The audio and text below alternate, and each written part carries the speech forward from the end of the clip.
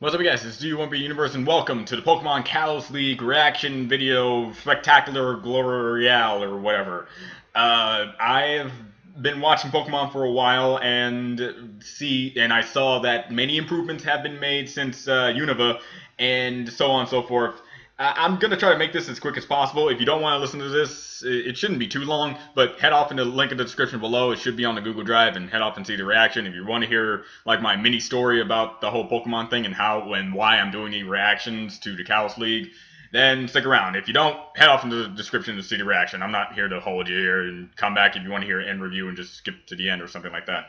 So first things first, Pokemon. Longtime fan, been watching it for a long time. Kind of like My Little Pony in a way, back when Generation 1 was a thing. Then lost interest in Generation 2, 3, 3.5, and it wasn't until friends got me back into the series that get me into Generation 4, which is where everything got good, and I was like, oh, this is great now. Again, like I used to be back in Generation 1 days. Now, as for Pokemon, the same deal.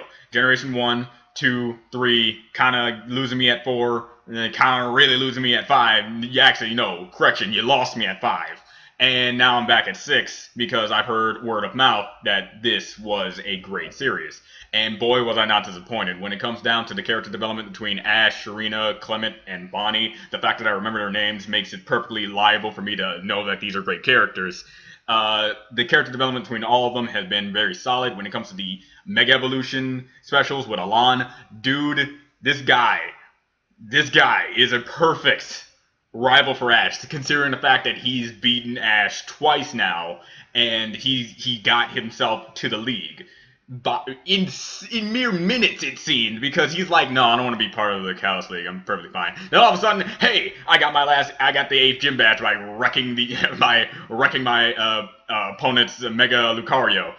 Done. And then now he's in the Kalos League. So I'm like, okay, if Alon is gonna fight Ash, then definitely Alon is gonna get far enough ahead to either be finals, semifinals, or somewhere in between. I just know once Ash and Alon show up, it's going to be a great fight, because they've been hyping them up pretty well, considering Ash has lost to him twice. He beat Shota, another rival of his, a good amount of times. Then once Shota saw him lose against the gym and lost his way, then he went to the Kalos League, kind of lost like that teacher vibe from him, and just like, now we're true rivals because I believe that I'm somewhat better than you and whatnot, which I like. I like that dynamic. It's like kind of like Paul, but not like Paul. I like Paul because he was the rival that we wanted in the games, like with Gary. Gary was a jerk, and every time he showed up, we were like, oh my god, I didn't expect Gary to come here and stuff like that. And it was great tension between these two rivals. And then in the Pokemon games, they kind of ditched that concept after Silver, like Heart Gold, Soul Silver, and Crystal and all that. And yeah, and I kind of didn't like the fact, but I see what they're doing. But I want a rival that makes me want to like say, yes, I beat you, because you're a rival to me. You want to beat me, I want to beat you. That's how rivals go, but we're still technically kind of friends, but still have that tension behind us. And that's what I got with Ash, Alon, and Shota. Two main rivals with another couple of with Terno and all those other guys. Is still good. It was all great character development, all great development in general. The animation is oh my godly. It's oh my godly. The animation within the gym battles and just all like great. With Ash Greninja showing up, it was like, oh my god, what has Pokemon come to? So, with all that being said, it gave me actual hope that Ash would go into the league and be 10 times better than he was in the other leagues. The closest that he got into the league was in 4th place, and that was because of Tobias.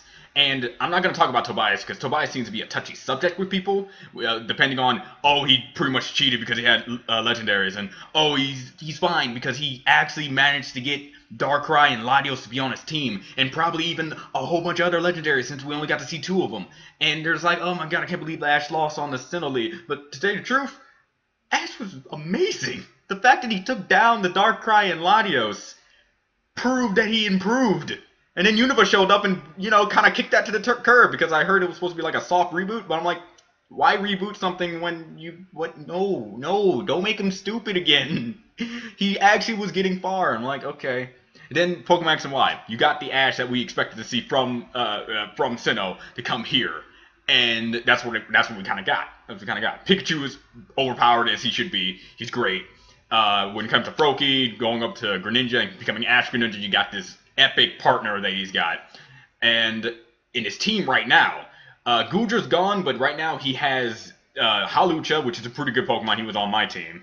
Greninja, Pikachu, Talonflame was a pretty good Pokemon. It's basically a replacement for his Charizard since it's fire flying. And okay, Hawlucha, Pikachu, Greninja. No, I'm missing one.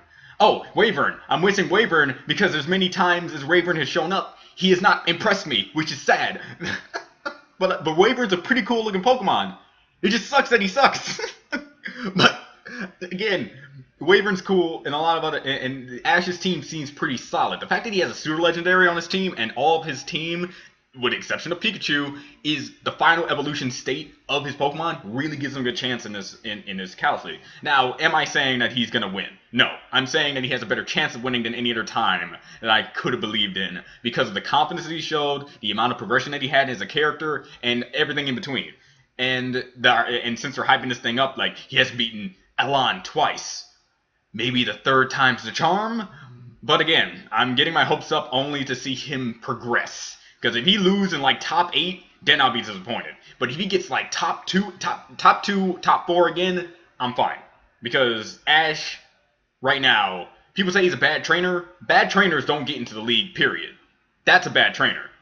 An adequate trainer to a good trainer gets placed. He got placed. He was 16th place in the first league that he was in, which is actually pretty good for a beginner. You could debate about that. But then he stayed on a consistent flow of getting 8th to 4th, 8th. You know, he never went back down to 16.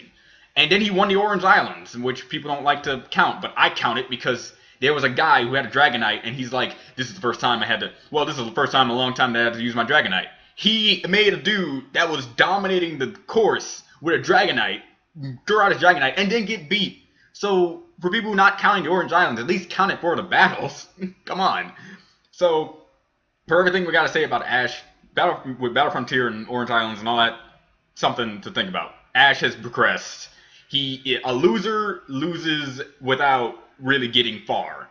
Ash loses with grace, dignity, and he keeps moving forward. That's another reason why I like Ash. He's one of those, in this exact anime, he's like just telling Serena, don't give up until the end, or something like that. I completely forgot the saying, but it's something like that along those lines. And I understand that. So, if Ash loses, I won't be mad, I'll be disappointed. Disappointed is just mad. I'll just be disappointed because this is like the best team he had since Sinnoh. So, yeah, and that's pretty much my interpretation. So, for me, explaining that to you guys and why I'm watching this series and want to watch and give my general reaction and feedback to the Kalos League and how this Kalos League will go out when it comes to Ash, Shota, and Elan, because those are the two main guys I want to see Ash fight, battle with.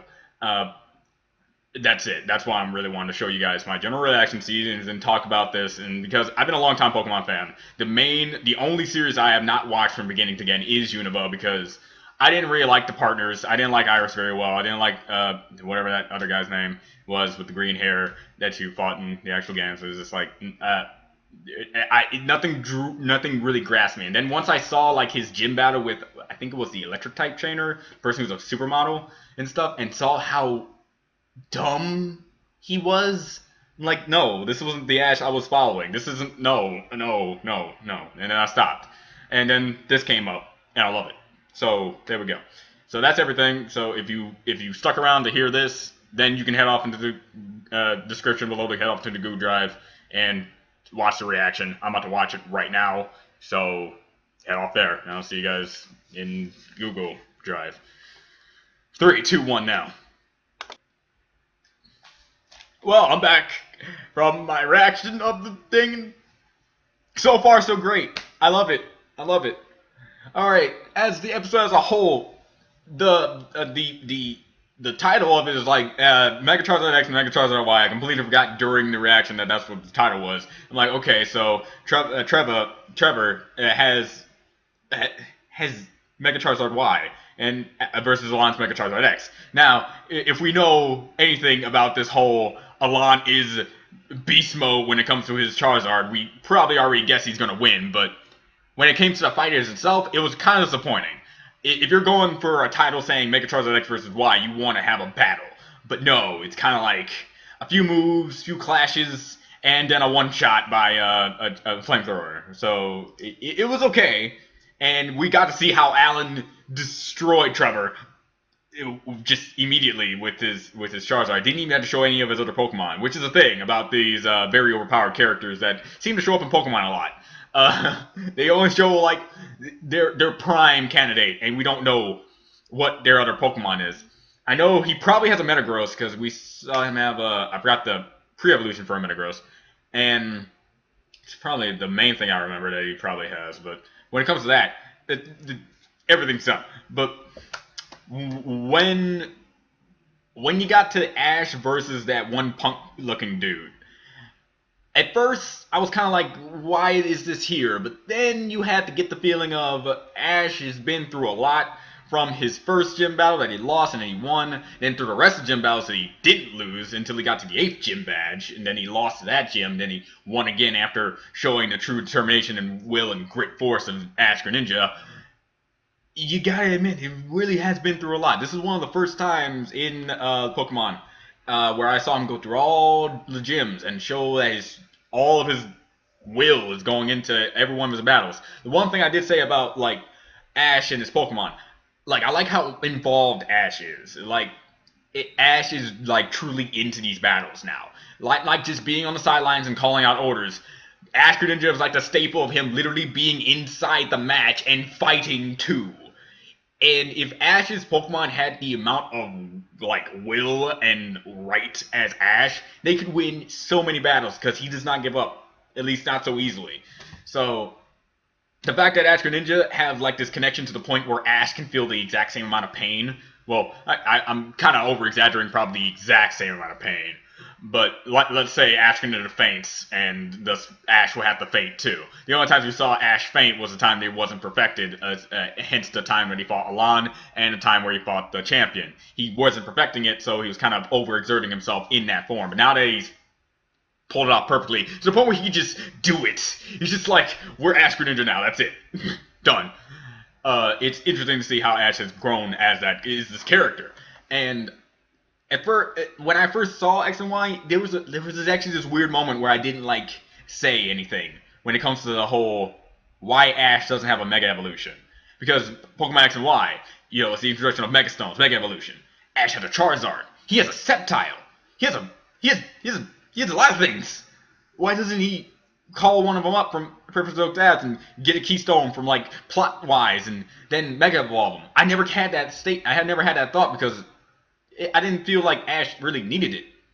Because Ash has been that character to actually not follow what the games have been showing. And henceforth, with the first generation, how we thought he was Red. But no, he's not Red. He's far from Red. He's Ash.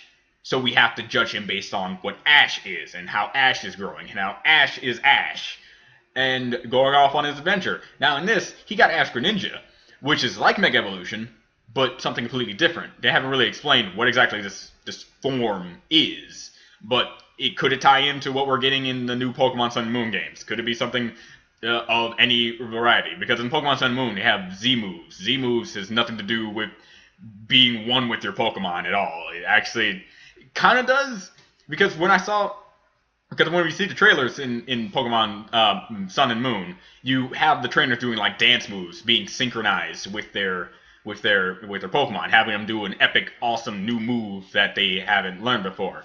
And with Ash Greninja, you have Greninja, while he does have Water Shuriken as a move, Water Shuriken's not that strong. You can't one-shot an Altaria with a Water Shuriken. At least I'm 100%, at least I'm 85% sure you can't do that in the games. So, like, Ash Greninja is just like something above, if not equal to Mega Evolution, if not slightly above. That's why I truly believe with this perfected state that he has a better chance of beating, like Alon's Mega Charizard. However, Mega Charizard still pretty OP, so we gotta see what happens there. So, to an introduction to the Kalos League, great. And I'm gonna get started on the other episodes. So I'll see you guys then. Bye.